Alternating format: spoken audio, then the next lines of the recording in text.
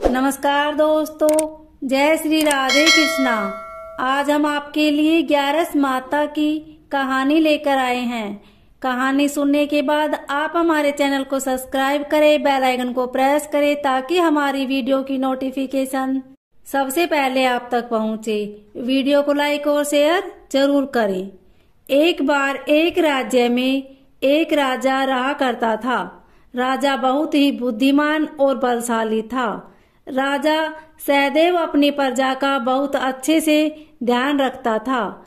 प्रजा भी अपने राजा को बहुत पसंद करती थी। राजा की 2 बेटियां थी। राजा अपनी दोनों बेटियों से बहुत प्रेम करता था। राजा की छोटी बेटी देखने में बहुत सुंदर और आकर्षण थी और राजा की बड़ी बेटी छोटी बेटी के मुकाबले थोड़ा कम सुंदर थी। राजा की छोटी बेटी 11 माता की पूजा किया करती थी और सभी लोग राजा की छोटी बेटी से बहुत प्रेम करते थे और बहुत प्रशंसा किया करते थे। राजा भी अपनी छोटी बेटी को बड़ी छोटी से अधिक प्रेम करता था, जिस कारण राजा की बड़ी बेटी को अपनी छोटी बहन से बहुत नफरत होने लगी थी। राजा की दोनों बेटियां जब बड़ी हो गई तब एक पड़ोस राज्य में रहने वाला राजकुमार राजा की बड़ी बेटी के लिए रिश्ता लेकर आया। लेकिन जैसे ही उस राजकुमार की नजर राजा की छोटी बेटी पर पड़ी तो वह राजकुमार राजा की छोटी बेटी पर आकर्षण हो गया और उससे पहली नजर में प्रेम कर बैठा। उस राजकुमार ने राजा की बड़ी बेटी के साथ विवाह करने से मना कर दिया और उसने राजा से कहा कि मैं आपकी छोटी बेटी से विवाह करना चाहता हूँ। जिसके बाद राजा की बड़ी बेटी यह देखकर अपनी छोटी बहन से बहुत क्रोधित हो गई और राजा की बड़ी बेटी ने अपनी छोटी बहन को अपना सबसे बड़ा दुश्मन मान लिया। राजा की बड़ी बेटी ने अपनी छोटी बहन से बदला लेने का निर्णय लिया, जिसके लिए उसने अपनी छोटी बहन को जान से मारने का प्लान बनाया। राजा की बड़ी बेटी ने अपनी छोटी बहन को मारने के लिए सबसे पहले एक लड्डू में जहर मिलाकर अपनी छोटी बहन को दे दिया और उसको लड्डू खाने के लिए कहा। लेकिन लड्डू खाने के बाद भी छोटी बहन को कुछ नहीं हुआ। बड़ी बहन यह देखकर बहुत आश्चर्यचकित हो गई, लेकिन बड़ी बहन ने हार नहीं मानी और उसने जब रात में छोटी बहन अपने कमरे में सो रही थी तब एक मटके में सांप रखकर उसे कमरे में छोड़ दिया। लेकिन सांप भी छोटी बहन का कुछ नहीं कर पाया। जिसके बाद बड़ी बहन ने अपनी छोटी बहन से कहा कि चलो हम लोग कुएं में से पानी भरकर लाते हैं। जिसके लिए वह अपनी छोटी बहन को पानी भरने के बहाने कुएं के पास ले गई और उसने अपनी छोटी बहन को कुएं में धक्का दे दिया। लेकिन छोटी बहन को तब भी कुछ नहीं हुआ, क्योंकि हर बार 11 माता उसकी रक्षा कर रही थी और उधर बड़ी बहन अपने सारे प्रयासों के बाद असफल हो रही थी, जिससे वह बहुत क्रोधित हो जा रही थी। फिर उसने अपनी छोटी बहन के पास जाकर उससे खुद ही पूछा कि मेरी छोटी बहन, तुमको पता है भगवान ने सबकी मृत्यु एक निश्चित समय पर लिखी हुई है और कैसे तुम्हारी मृत्यु होगी, क्या यह तुम जानती हो? तब छोटी बहन ने अपनी बड़ी बहन को बताया कि हाँ, मैं जानती हूँ मेरी मृत्यु कैसे होगी। छोटी बहन से यह सुनकर बड़ी बहन मन ही मन बहुत प्रसन्न होने लगी और उसने अपनी छोटी बहन से कहा कि तो मुझे अपनी मृत्यु का राज बताओ। छोटी बहन ने अपनी बड़ी बहन से कहा कि मेरी मृत्यु तो एक तोते में है। जो तोते के गले में एक हार है उससे मेरी मृत्यु होगी। जब तक कोई भी व्यक्ति तोते को मारकर वह हार अपने गले में पहनेगा तो मैं मूर्छित हो जाऊंगी। जैसे ही उस हार को अपने गले में उतारेगा तो मैं वापस से जीवित हो जाऊंगी। अपनी छोटी बहन की मृत्यु का राज जानकर बड़ी बहन बहुत खुश हो गई और उसने अपनी बहन को मारने के लिए उसके पालतू तोते को ढूंढना शुरू कर दिया और छोटी बहन को इस बात का आभास हो गया था कि कोई उसकी जान लेना चाहता है, लेकिन जिसके लिए वह अपने पिताजी के पास गई और उसने अपने पिताजी से कहा कि पिताजी, मेरी मृत्यु के बाद आप मुझे जलाइएगा मत, बल्कि आप मुझे अपनी पुरानी वाली हवेली में एक पलंग में लिटा कर छोड़ दीजिएगा। अपनी छोटी लड़की की यह बात सुनकर राजा बहुत आश्चर्यचकित हो गया। राजा ने अपनी छोटी बेटी से पूछा, बेटी तुम यह क्या कह रही हो? तब राजा की छोटी बेटी ने बताया, पिताजी, समय किसी के लिए नहीं रुकता, कब क्या हो जाए किसी को कुछ पता नहीं है। और फिर राजा ने अपनी छोटी बेटी से कहा कि तुम ऐसी बातें क्यों कर रही हो? 2-3 दिन में तो तुम्हारा विवाह है। लेकिन छोटी बेटी ने अपने पिताजी को ऐसा करने पर मजबूर कर दिया और उससे वचन ले लिया।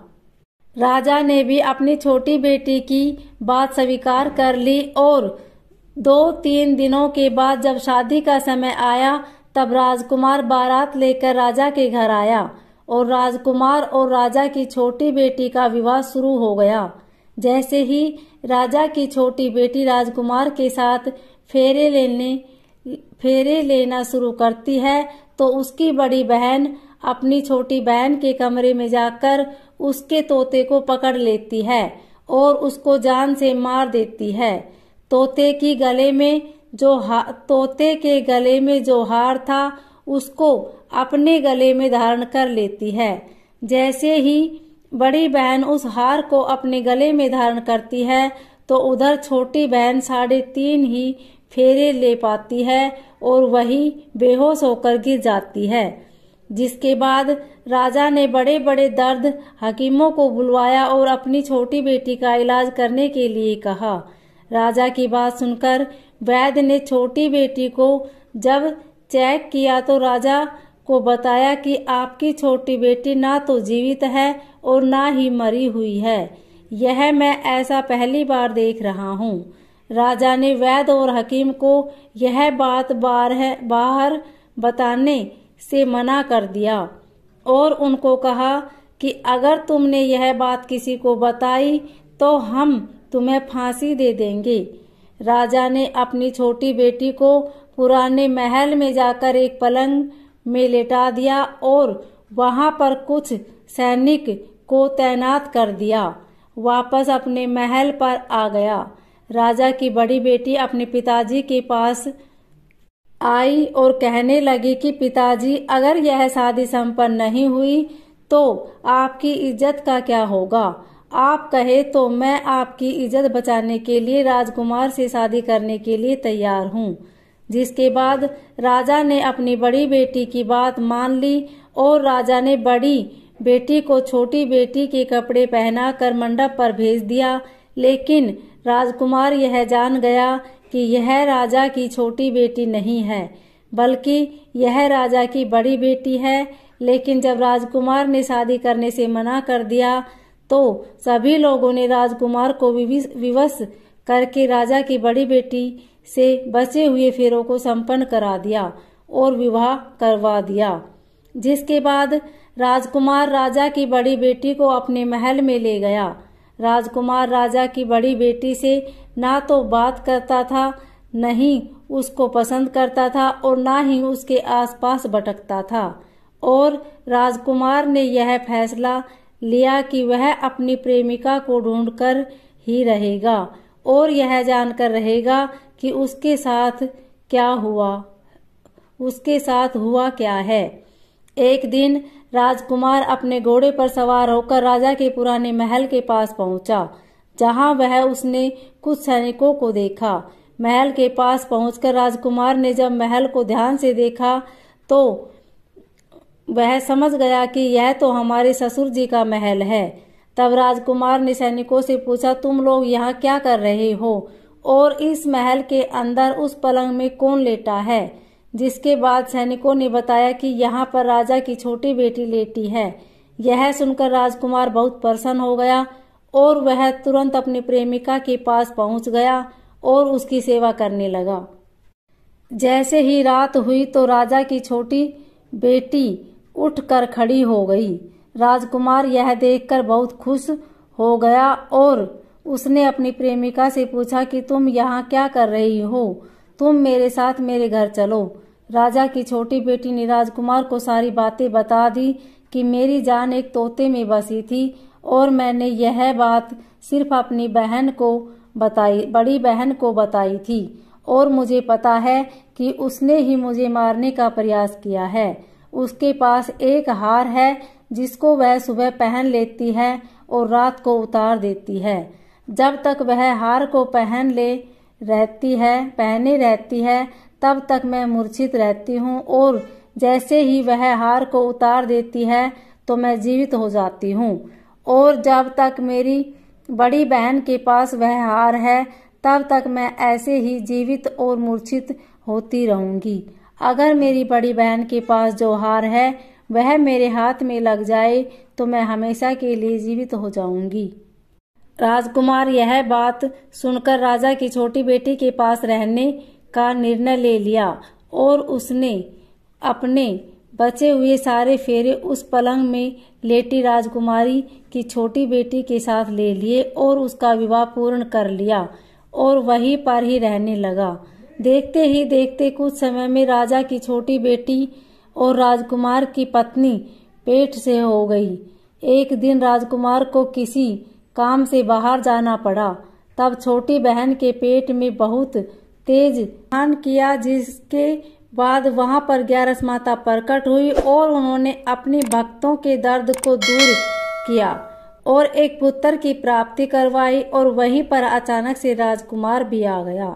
राजकुमार ने ग्यारस माता को देखा तो वह आश्चर्यचकित हो गया और उसने तुरंत माता को प्रणाम किया और ग्यारस माता ने राजकुमार से कहा कि जब तुम्हारा पुत्र 5 वर्ष का हो जाए तो तुम अपनी पत्नी का हार आकर इसके गले में डाल देना। और देखते ही देखते राजकुमार और राजा की छोटी बेटी का पुत्र 5 वर्ष का हो जाता है। तो राजकुमार अपने बेटे से कहता है कि बेटा, मैं कुछ काम से बाहर जा रहा हूँ, तुम अपनी माता का ध्यान रखना, और वहां से चला जाता है। राजा को बाहर निकलता देख बड़ी बहन के सैनिक देख लेते हैं और बड़ी बहन को जाकर सारी बातें बता देते हैं। जिसके बाद बड़ी बहन अपनी छोटी बहन के पुत्र को वहां से उठवा लेती है और उसको मरवा देती है। छोटी बेटी के पुत्र के 2 टुकड़े करवा देती है। पहला टुकड़ा चक्के के पास छुपा देती है और दूसरा टुकड़ा अपने पलंग के नीचे रख लेती है। अब ग्यारस माता भिखारी का रूप लेकर आती है और भिखारी का रूप रखकर बड़ी बहन के पास चली जाती है। जिसके बाद वहां पर भिक्षा मांगने लगती है। बड़ी बहन अपने नौकरों से कहती है, जा भिक्षा दे दो, लेकिन जैसे ही नौकर ग्यारस माता को भिक्षा देने के लिए आते हैं तो माता उन्हें मना कर देती है और कहती है कि मैं तुम्हारी महारानी से ही भिक्षा लेऊंगी। जिसके बाद बड़ी बहन स्वयं ही भिक्षा लेने के लिए माता के पास आती है। तब माता एक बिल्ली का रूप लेकर उसके कमरे में चली जाती है और वहां पर छोटी बेटी के पुत्र के 2 टुकड़ों को आपस में जोड़ देती है और उसे जीवित कर देती है। उसे वहां से ले जाती है। राजकुमार अपने बेटे को लेकर अपनी पत्नी के पास जाता है और उसे कहता है कि तुम इसका ध्यान रखना। अगर तुम इस बच्चे का अच्छे से ध्यान रखोगी तो मैं तुमसे बात करूंगा। एक दिन राजकुमार अपने बच्चे से कहता है कि तुम मम्मी से उसके गले का हार मांग लो। जिसके बाद राजकुमार का लड़का अपनी मम्मी के पास जाता है और कहता है कि मम्मी मुझे जो तुमने गले में पहन रखा है।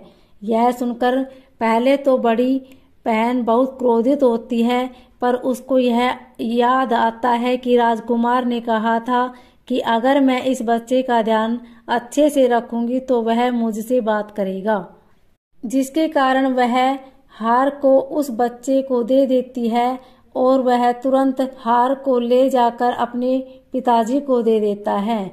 और तभी राजकुमार अपने बेटे को लेकर वहां से जाने लगता है और अपनी पत्नी से कहता है कि तुम हमारे लिए खाना बनाकर रखना, मैं शाम को आकर तुम्हारे साथ खाऊंगा। और वह अपने बेटे को लेकर वहां से चला जाता है, जिसके बाद वह राजा के पास जाता है और उसको सारी बातें बता देता है। राजा अपनी बड़ी बेटी की यह करतूत सुनकर बहुत क्रोधित होते हैं और अपनी परवरिश पर ही दोष देने लगते हैं और राजकुमार को अपनी छोटी बेटी के साथ रहने के लिए आदेश देते हैं। ओम नमो भगवते वासुदेवाय। बोली ग्यारस माता की जय।